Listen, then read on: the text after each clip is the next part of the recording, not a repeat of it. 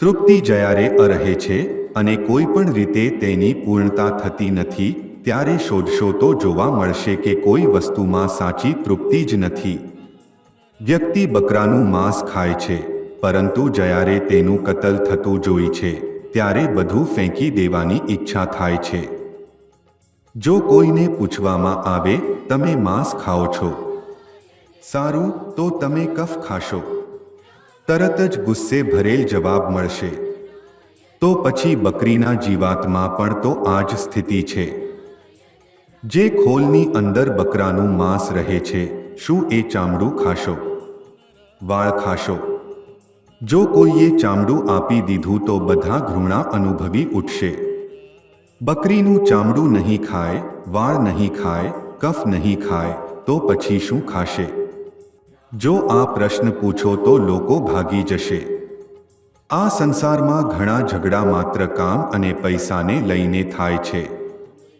લોકો ભગવાન તરફ પણ દોડી જાય છે. આ દેશમાં ભગવાન પથ્થરમાં પણ છે.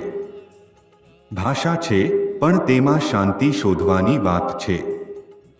કેટલીય વાતો છે, પણ અંતે શાંતિ જોઈતી છે. ચામડાની ઉપરથી જુઓ તો બધું સુંદર લાગે, પણ તેને દૂર કરો તો કશી જ વસ્તુ નથી. લોકો જે પ્રેમ કરે છે તે ફક્ત ચામડાની ઉપર છે.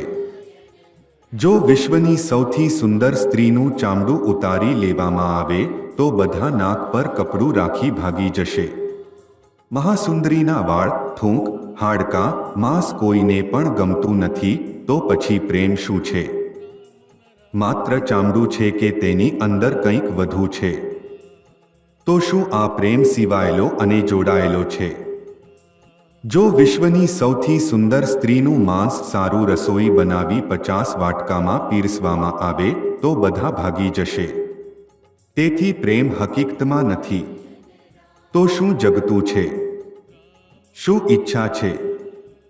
તે સુપ્ત નિનાદનો સૂર છે. જેમ મૃગ પોતાની નાભીની કસ્તુરીની સુગંધ માટે પાગલ બનીને દોડતો રહે છે અને અંતે એને શોધતા શોધતા મરી જાય છે, એમ જ આપણે આપણા અંદરના એ ગૂઢ અને ગંભીર મહાનિનાદના સૂરને શોધતા શોધતા અંતે મૃત્યુ પામી જઈએ છીએ. જો ચામડું ઉધેડીને કોઈને ઊભા કરી દેવામાં આવે તો બધા કવિઓની કલમ અટકી જશે.